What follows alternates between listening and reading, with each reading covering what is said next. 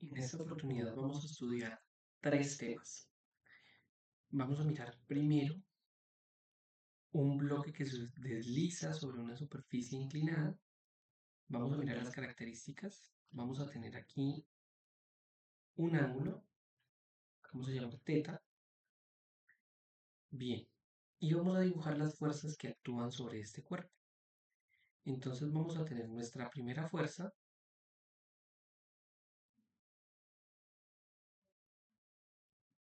que es la fuerza del peso que actúa sobre el centro del cuerpo. Entonces ahí tenemos nuestra fuerza del peso. Bien, vamos a ponerle nombre, es W. Como el bloque está apoyado sobre una superficie, la siguiente fuerza que vamos a dibujar es la fuerza normal. Entonces fíjense lo que voy a hacer. Voy a dibujar aquí una fuerza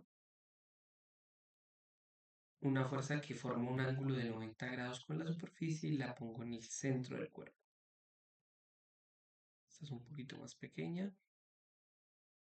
Vamos a modificarle el tamaño.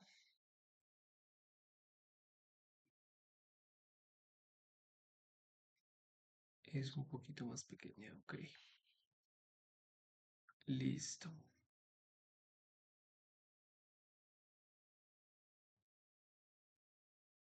Bueno, entonces ahí tenemos. Tenemos nuestro peso y tenemos nuestra fuerza normal. Por favor, no es natural, es normal. Que he escuchado a mucha gente diciéndole natural y es una fuerza normal. Hasta ahí parece todo muy sencillo. Sin embargo, debemos darnos cuenta de algo. Resulta que por geometría del problema, eso es algo que de pronto lo voy a poder explicar un poco mejor en clase, que acá voy a dibujar esto con otro color. Vamos a ver si lo puedo cambiar. Eh, y no se le puede poner color. Así. De este color. Y otro vector por acá de ese mismo color. Fíjense en algo muy interesante que pasa acá. Resulta que por geometría del problema, este ángulo que se forma acá es teta. Entonces, si ustedes miran la imagen rotada, van a recordar lo siguiente. Vamos a recordar que todo vector tiene dos componentes. Eso ya lo hemos estudiado, ya lo tenemos muy claro, pero pues yo quiero que lo miremos ahora. Entonces, si tenemos, por ejemplo, nuestro vector negro, lo voy a dibujar acá. Entonces vamos a tener lo siguiente. Bueno, entonces continuando tenemos un vector y vamos a tener que ese vector se descompone en dos partes. Es importante que analicemos esas dos partes. Entonces vamos a tener acá lo siguiente. Tenemos nuestro vector y él se va a descomponer en dos partecitas. Eso ya lo habíamos estudiado, lo voy a recordar brevemente. Vamos a duplicar este objeto. Vamos a poner hacia arriba. Lo vamos a ubicar aquí. Entonces, recordemos lo siguiente.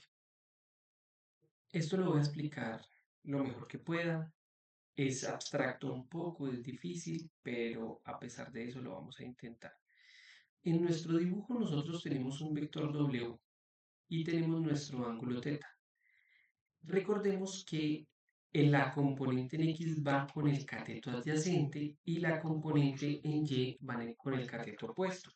En nuestro caso, el cateto adyacente es de donde sale el ángulo. Para nosotros el cateto desde donde sale el ángulo es este, miren que llega hasta acá y termina en la hipotenusa que es W. Bien, entonces para nosotros esta sería la componente en X y esta sería la componente vertical o en Y. Si ustedes se dan cuenta, este triángulo está volteado. Nuestro cateto adyacente está acá y nuestro cateto opuesto acá. Dadas estas circunstancias, vamos a decir que este es W en X y este es W en Y. Recordemos, por favor, que en el caso de un vector, si queremos calcular su componente cartesiana, es vector por el coseno de teta y BY vector por el seno de teta. Por ahora, vamos a ignorar la fuerza normal y el peso en X. Bueno, hay algo importante que tengo que decir ahora. Para poder estudiar este movimiento, lo que vamos a tener es como si nosotros tuviéramos un plano cartesiano, pero volteado. Es decir, de esta forma. Déjenme, yo lo dibujo. Voy a pausar mientras lo dibujo porque así es un poquito más complicado. Bueno, si ustedes observan, ahí tenemos nuestro plano cartesiano y entonces vamos a tener lo siguiente. Para nosotros, ojo ahí, atención con lo que voy a hacer. Eso sí los voy a dibujar con el lapicito con color. Vamos a tener lo siguiente. Vamos a preguntarnos cuántas fuerzas. Bueno, yo no he dicho que lo que queremos calcular es la aceleración con la que el bloque baja. Ese es el objetivo de esto, mirar el movimiento de esto. Solo que a veces uno lo da por tan obvio que se le olvida decirlo. Vamos a tener que este es nuestro eje Y y este es nuestro eje X. ¿Por qué? Porque es un plano inclinado. Entonces fíjense en lo siguiente. Nosotros vamos a preguntarnos cuántas fuerzas hacen que bajen en nuestro eje X, o sea, hacia abajo en este plano cartesiano falso. Si ustedes miran las flechas, hacia arriba tenemos la fuerza normal, hacia abajo tenemos el peso en X y hacia la parte de abajo tenemos un peso que es el peso en Y. Fíjense aquí que esa es la componente del peso. Entonces, ese peso en Y es supremamente importante porque nos está diciendo dos cosas. La primera es que cuando un objeto se desplaza sobre un bloque inclinado, el bloque va a descender, pero no desciende tan rápido como si se deja caer el objeto normalmente. ¿Y por qué es eso? Porque el peso se distribuye en dos partes. Una parte que se soporta sobre el plano inclinado y otra parte que es lo que la hace descender. Entonces no cae con toda la acción de la gravedad. Entonces, miren, aquí está el peso en Y. Es la única fuerza que actúa en nuestro eje X falso. Entonces yo voy a decir, sumatoria de fuerzas en X es igual a masa por aceleración. ¿Cuántas fuerzas actúan en X? Solamente el peso en Y, mis amigos. Y ustedes ya saben que eso es bien fácil. Peso en Y igual a masa por aceleración. Y va a ser un problema muy sencillo. Asignémosle una masa, por ejemplo, de unos 5 kilogramos y calculamos su aceleración. Ahora, ¿qué es el peso en Y? Tenemos que utilizar esta formulita de acá. Entonces recuerden que sería el peso, pero no solo el peso, sino por el seno, porque es el peso en la componente Y, igual a masa por aceleración. Pero recordemos a su vez que el peso es masa por gravedad. Nos va a quedar mg seno de teta igual a masa por aceleración. Aquí pasa algo muy bonito. No importa cuál es la masa. Lo que sí vamos a necesitar es el ángulo de inclinación. Yo le voy a poner 60 grados en este primer caso para que hagamos algo interesante ahí. Y bueno, vamos a reemplazar. Entonces, fíjense que como la masa está a ambos lados, se cancela. Ya les voy a decir qué significa eso, porque es muy interesante, es muy bonito el resultado que nos da ahí.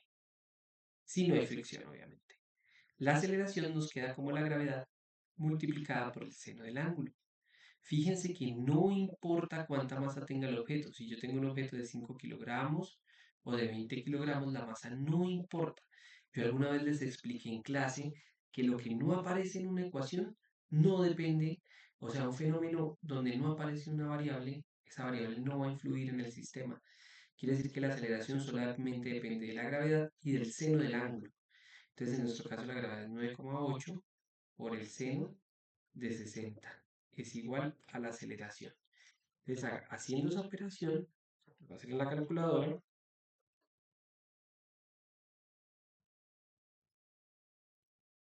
9,8 por el seno de 60 nos da 8,49. 8,49 metros sobre segundo cuadrado. Fíjense que no cae con la misma o no desciende sobre el bloque con la misma aceleración de la gravedad, sino solo con una parte de él. Y no depende de la masa. No importa qué masa lancemos, todas van a caer igual. En el caso que no hay fricción. Entonces, siempre que tengan un bloque inclinado, voy a explicar por aquí eso rápidamente. Supongamos que yo tengo un sistema. Me va a quedar feito porque lo voy a hacer rápido, solamente como para ilustrarlo. Tengo este bloque. Miren que aquí solo va a haber la fuerza del peso en Y. En este otro bloque va a haber las que siempre conocemos, tensión y peso. Entonces, si tengo un sistema como este, esas son las fuerzas que actúan sobre mi sistema. Y vamos a estudiar cada cuerpo individualmente. Sumatoria de fuerzas en X igual a masa por aceleración y sumatoria de fuerzas en Y igual a masa 2 por aceleración, suponiendo que esta sea la masa 1, suponiendo que esta sea la masa 2. Entonces vamos a tener, por ejemplo, que acá sería solo la acción del peso en Y igual a masa 1 por aceleración, y aquí sí tendríamos, no sé, suponiendo que el objeto va en este sentido, tensión menos peso 2 igual a masa 2 por aceleración, y se resuelve. Pero básicamente ese es el sistema que voy a proponer en clase para integrar todo lo que hemos enseñado.